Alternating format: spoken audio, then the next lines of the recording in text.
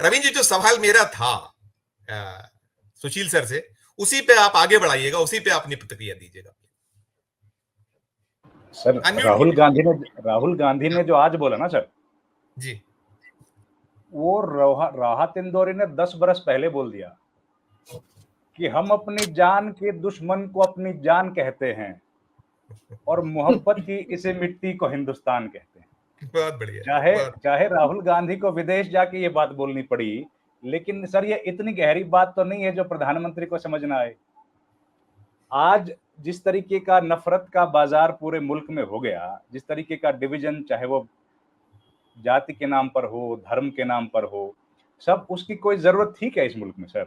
सब ठीक चल रहा था, प्रगति हो रही थी, लोग बच्चे पढ़ रहे थे, लेकिन सिर्फ एक मकसद के लिए कि हुकूमत में आना है, सरकार बनानी है, और इस तरह का माहौल बना दिया गया। अब राहुल गांधी तो सर पहले से यही बातें बोलते हैं। राहुल गांधी तो जब 2004 में पहली बार सांसद बने और उसके बाद यूथ कांग्रेस का उनको जिम्मेदारी दी गई, तब से लेकर आज तक लगातार इसी तरह की भाषा उनकी है। लेकिन बीच में क्योंकि गोदी मीडिया का इंटरवेंशन हिंदुस्तान के जनमानस के जहन में इतना ज्यादा हो गया कि वो अपना जो खुद के विचार थे, उन विचारों पर भी उनको संकट आ गया, उन पर भी उनको भरोसा नहीं रहा कि हम लोग जिस हिंदुस्तान को देखते आए आज तक हैं और जो विचार हमारे जहन में है, क्या वाकई वो विचार सही हैं?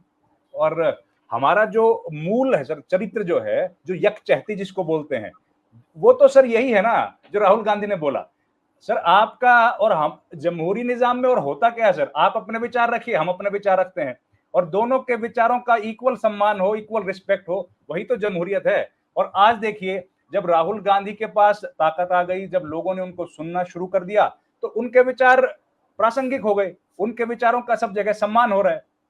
यही तो शुरुआत से कांग्रेस पार्टी कह रही थी, या प्रधानमंत्री के बारे में लोग कह रहे थे कि आप तो हिंदुस्तान के बहुत पॉपुलर प्राइम मिनिस्टर्स में से हैं, आपको ये सब करने की जरूरत नहीं है, आपका तो पॉलिटिकली भी काम वैसे चल जाएगा, और इस तरह की नफरत समाज में फैलाने से कोई फायदा नहीं है। और सर देखिए ना, आज हरियाणा में हम लोग चुनाव की इंतजार कर रहे हैं। अब सर वो जाति का जो बीच में विभाजन किया गया था, सर वो कहां चला गया? क्यों लोग वापस जाना चाहते हैं उसी समाज के बीच? आज भी सरकारें तो बदली नहीं है, और सरकार, ये पहली बार हुआ नहीं सर हरियाणा में भी कि जाति पाति चली हो। ये तो सर चौधरी भजनलाल के वक्त पर इस तरह के एलिगेशंस लगते थे उनके ऊपर कि वो जातिवाद करते हैं, लेकिन वो चुनाव के वोट के साथ खत्म हो जाया करता था। लेकिन ये चुनाव खत्म होने के बाद भी जिंदा रहता है। इस तरीके का एक दानव यहां पर खड़ा हो गया सर जातिवाद का, और उसको खत्म करने की कोशिश की जा रही है।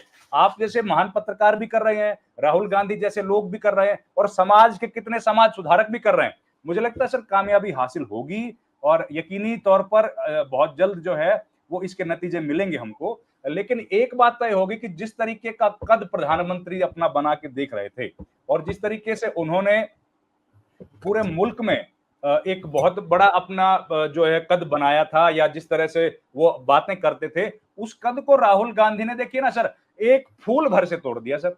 एक एक गुलाब का फूल उनकी तरफ फेंका, और वो जो शीशा था ना सर, वो शीश महल वो बिखर गया। सर आज देखिए, जम्मू कश्मीर के राज्यपाल वो कहते हैं कि प्रधानमंत्री सबसे डरपोक व्यक्ति हैं। हम नहीं कह रहे हैं सर, जम्मू कश्मीर के पूर्व राज्यपाल सत्यपाल मलिक भरे कैमरे के सामने कहते हैं कि सबसे डरपोक आदमी है, और वो अगली लाइन में कहते हैं कि अमित शाह बड़े अच्छे इंसान हैं।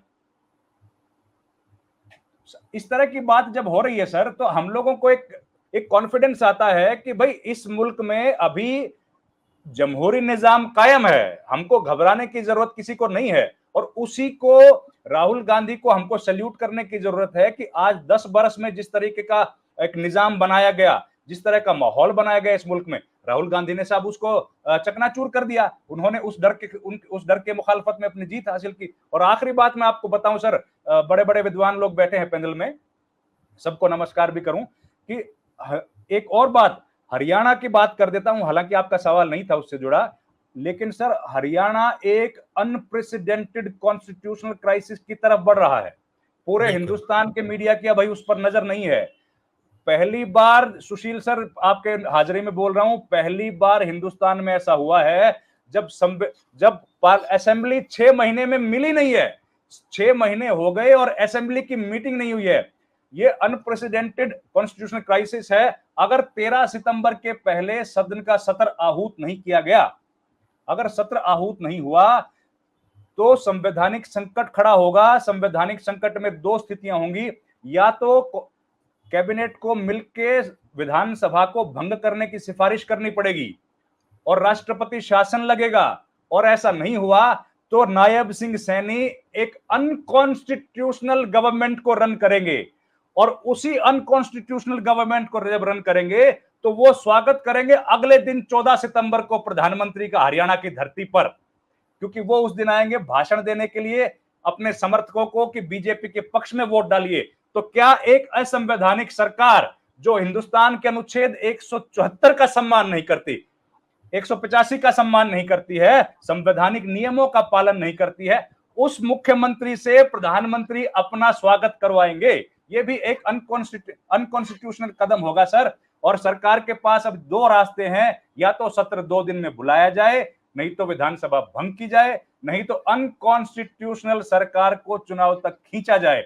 और अगर वो सरकार खींची गई तो इसका दायित्व यूनियन गवर्नमेंट पे भी है, क्योंकि यूनियन गवर्नमेंट की रिकमेंडेशन पर ही स्टेट गवर्नमेंट की जो रिकमेंडेशन होती है उसके बाद यूनियन गवर्नमेंट जो है उस हालात का जायजा लेती है, और उसके बाद किसी प्रदेश में राष्ट्रपति शासन की बहाली होती है।